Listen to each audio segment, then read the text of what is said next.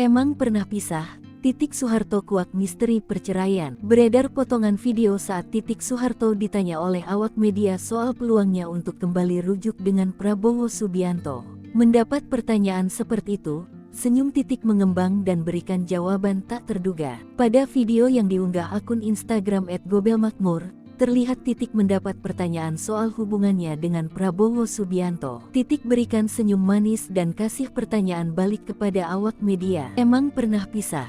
Kata Titik dengan senyum sambil kodongkan badannya ke belakang, seperti dikutip, Rabu tanggal 21 Februari tahun 2024. Tak hanya sekali Titik mengucap memang pernah pisah. Ia 2 kali mengucapkan hal itu. Di akhir, ia malah meminta awak media untuk bertanya kepada penghulu. Tanya aja sama penghulunya, jawab Titik dengan senyum yang diikuti tawa oleh orang-orang di sekelilingnya. Prabowo Subianto dan Titik menikah pada tanggal 8 Mei tahun 1983.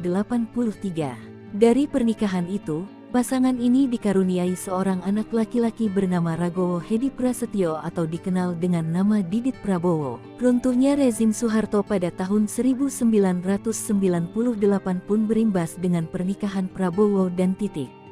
Keduanya resmi bercerai pada Mei tahun 1998.